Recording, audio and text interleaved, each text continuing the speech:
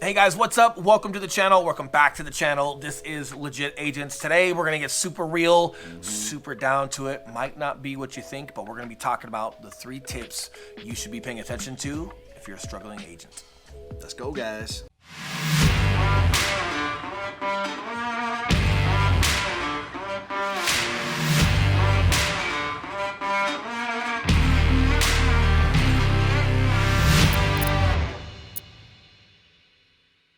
What's up, guys? We are the Legit Agents. I am Eli Schmidt. This is my business partner, Will Grimes. If it's your first time checking out our channel, first of all, thank you for being here. Welcome. Make sure to hit that subscribe button, guys, because every Tuesday and Thursday we're dropping a new video, and we're letting you everything there is to know about succeeding as a real estate agent in this new age of market. Correct. And we are licensed brokers, and we are looking at teaming up with other agents. So if you're looking at building your brand or just becoming more successful, that number popping up below, we are the guys who answer the phone calls and the text messages. We're also the guys who answer the emails.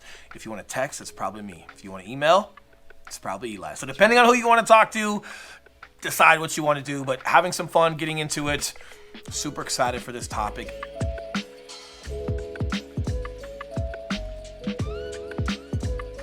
It's a little bit more of a hard one, especially if you are currently struggling. Let's just dive into that subjectively. Struggling could be maybe you're not producing enough deals and you're struggling there, or maybe, hey, maybe you've reached a certain level of success, but you can't break through that next level of success. So maybe you're doing 12 or 14 or 20 deals, but that's not successful to you. You want to build a team, you want to build a brand, but for whatever it may be, there's just some discomforts in what you're doing and you're not successful. So at whatever level that falls into, these are still going to be for you.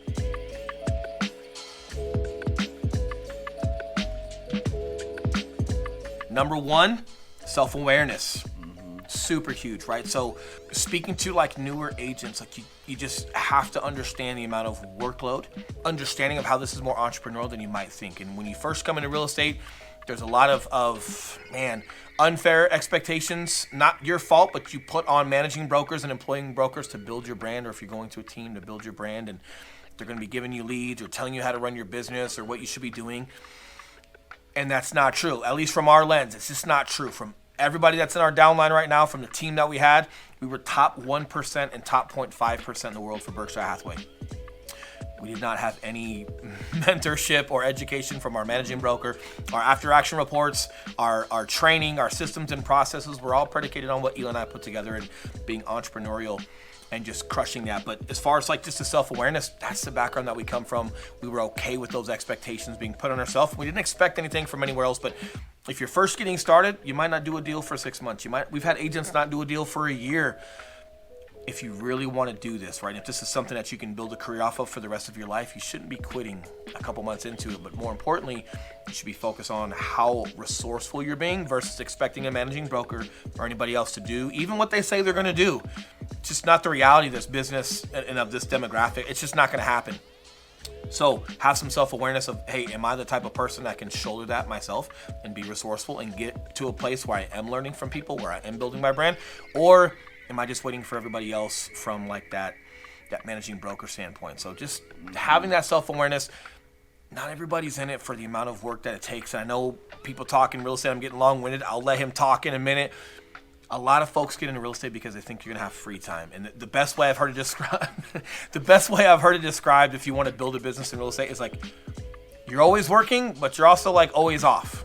If that makes sense. Like you build your own schedule. You're responsible for yourself, but your time matters, right? And if you're super new, your time doesn't matter.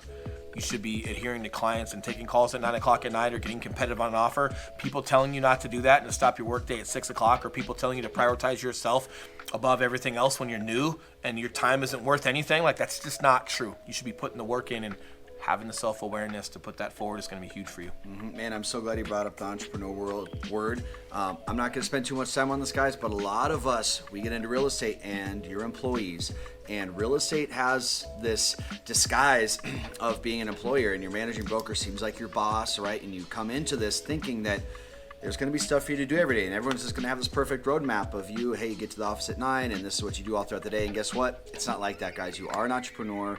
You are a business owner, and if you don't treat it as such, that might be one of the reasons why you might be struggling. So like Will said, that self-awareness is huge, guys. Make sure you're understanding your strengths and weaknesses, improving your weaknesses, guys. You're going to have to learn graphics. You're going to have to learn how to work a CRM. You're going to have to do things that maybe you're not used to doing. But as an entrepreneur, you got to wear a lot of hats in the beginning.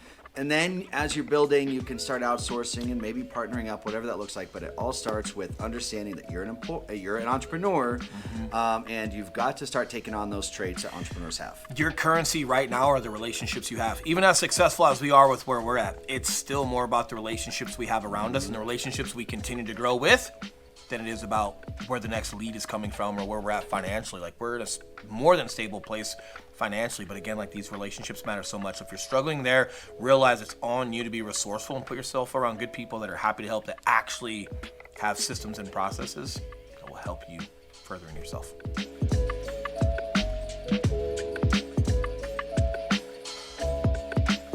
All right, guys, number 2. Will came up with this point, but it's one of my personal favorites. He does. Having adequate expectations. And what does that mean, guys? Having adequate expectations, not only to coming in as a new real estate agent, but then leveling up. And again, we just talked about being an entrepreneur. Man, you're always on the move. There's always something that's going to be coming up. There's always levels to this game. There's always places that you could be taking this if you're a true entrepreneur and treating this business as such. So just making sure, guys, that you have adequate expectations, and I'll let Will kind of elaborate on what that means, not only being new, but each level. Don't expect anything from anybody else, right? Go. Like, put all the expectations on yourself, and if people pay it forward and do a great job, hey, great. More importantly, as you start building your business, it's very popular in real estate to be a team lead or downline or whatever it may be, as far as like the recruiting aspect. We're with EXP, so teams and downlines are very huge, and they can be huge for you. They can be super beneficial. The caveat is that you actually have to be a good leader. So a lot of folks that aren't good at doing deals, they venture off into the whole team lead or coach, right? And like, these are very dangerous areas. So if you're venturing into that where you want to build a downline or build a team or be a coach to create a secondary income, that's cool. But you have to have adequate expectations on yourself that you work for them. Leadership is not fun. It's not any bit of that. It's honorable and you're appreciated, but you're putting out fires and you're answering phone calls. And I promise you, helping everybody else get their rocket off the ground before their rocket is in orbit takes an extraordinary amount of energy. Your personal business is going to sacrifice a little bit. And if somebody's calling you, you can't make it uncomfortable that they're calling you. And you can't complain that they're not understanding something. You're not coaching it good enough. And if you're putting your time into people for the right reasons, you have to understand that time and that commitment that it takes to develop people at that level. So adequate expectations is super huge when you're very new, but it's also like top of mind because you're new at something. So I think organically you have these expectations that you got to go do well. It's more so when you start creating your team and you've had some levels of success in real estate where like you believe your own bullshit, and then for some reason people aren't picking it up. It's because they're lazy or they don't understand. Like, in reality, the majority of it falls on to you as a leader. And if someone is lazy or they're just not putting the work in, then it's on you as a leader to make sure that you adhere to that correction, or you just remove them from your team and you don't allow cancers to grow in your team. And we could probably have a whole video on teams. Because of the team we had that was top 0.5% in the world for Berkshire before we transferred over to EXP and turned everything into a downline, and now we're helping people build their brand. But you've just got to be in it for the right reasons, and the expectations are almost more necessary when you're complacent and you've had a certain level of comfort and success versus when you're brand new. So keep these things in mind. If you're struggling there, refer back, right? So and map your own things out. Like, whatever you want your realtors to be doing, are you doing them? If you're brand new, if you are resourceful and you get yourself around successful realtors, what are they doing? Are you doing them, right? So good food for thought. Super important, like those expectations of yourself and just what you want to be doing. It's always important. And I'd say, guys, if there's anything that is safe to put expectations on, do it for yourself and your workload and what you're willing to put in, what you know needs to get done. So if you're a new agent watching this, man, I didn't put any expectations on anyone to do anything for me, but I did put expectations on myself to show up and perform certain duties that I had mapped out as far as my ideal day, timeline, marketing, whatever I wanted my business to look at. You've got to start acting as if you already have that business. So those are proper expectations to set on somebody, but have it be yourself. Which leads us to number 3, right? We've talked about self-awareness. We've talked about adequate expectations and all of this good stuff. And like, hey, where does it all come from? What is it all doing? It all comes down to your vision.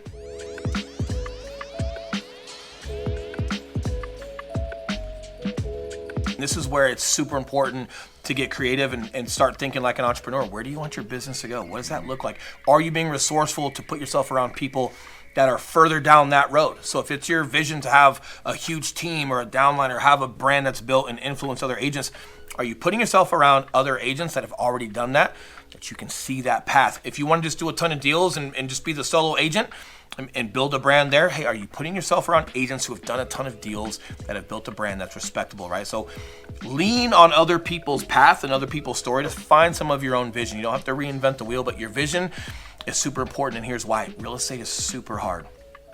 And it's going to be very, very, very emotional, and you're gonna not have deals, or maybe you get a couple deals. So there's a couple of highs, but then there's some low lows. The bottom line is, when it comes to your vision, it's got to be extremely rooted with your goals and what you want to accomplish. That will be strong enough to not let your emotions have majority vote, right? So when you're going through a hard day or a hard week or a hard month, if clients are being very difficult, if you're having a dry month and you don't have much traction, but you've got to stick to your systems and processes on how to move forward and get through that into your clear path of growth. If you're allowing your emotions to have majority vote on what you choose to do day in and day out, or majority vote on how you choose to react to clients, it's not going to be good, right? So get emotional about your goals. Do not get emotional about the process and what it takes to get there, or your ability when you're interacting with clients. Super big, because the last thing you want to do is not get referrals from them, not handle them in a manner that's professional. This process is about them. You're supposed to be that subject matter expert, that professional that navigates it appropriately. But if you're allowing your emotions to have majority vote, then you're going to react to something inappropriately, right? Or you're just not going to be showing up every day and being prepared. And there's going to be a lot of inconsistencies, and just inconsistencies over time. You're not going to hit your goal, right? So your goal and your vision for how you see your future in your life has to be so rooted with what you're doing that your emotions do not get the majority vote every day. Man, dropping some nuggets today. I like Doing my it. best Man, for you guys. One little thing with that, guys. I've been saying this for years. I know. This is just the first time I'm actually starting to say it on camera and give it to you guys. Yeah. But everything that you guys are learning, whether it's after action reports and buyer presentations and whatever it may be, or not letting your emotions have majority vote. And we're still a small channel. We don't put any advertisement behind this. This is all word of mouth with people that choose to subscribe. But this is everything that you guys are going to get here is exactly how we built our team and our downline. This is exactly how we're building our brand. The more public page that you see, living in Denver, Colorado, we don't put any advertisement behind that. And that's over 5,000 subscribers, and we're doing $13 million a month in volume from buyers alone, just from that channel, right? So a lot of success comes from that. And guys, if you're watching this while this channel is still somewhat small, great. Maybe that empowers you to see that, hey, even at our level, if we start something new, you're starting from the ground up. But the bottom line is our vision and what we're rooted in matters more than me looking at the couple of subscribers we have right now and choosing not to do a video. No, you're going to get 2 videos a week, and we're going to be consistent and professional. Regardless, we're not going to wait for 5,000 subscribers to show up before we start giving content. The fact of the matter is, when you give real content and you're in it for the right reasons, is exactly why you'll grow to that level of subscribers in the first place. Yeah, and I would say, guys, if there was any secret sauce to this business, and there are no magic pills, but if a magic pill did exist in this business, it would be getting around the right people to see that vision, like Will had said. Him and I, we had crushed so good independently on our own before, but really, I mean, man, things took off when we got around the right people. That was us coming over to EXP with the right people as a caveat. So to start off, guys, come check out our private Facebook group, Legit Agents. We'll put a link to it in the description below. That's a great opportunity for you guys to get a little bit closer to us in our little ecosystem. We do live Q&As in there and stuff like that, guys. So that is a great next step for you if you're watching this video. 100%.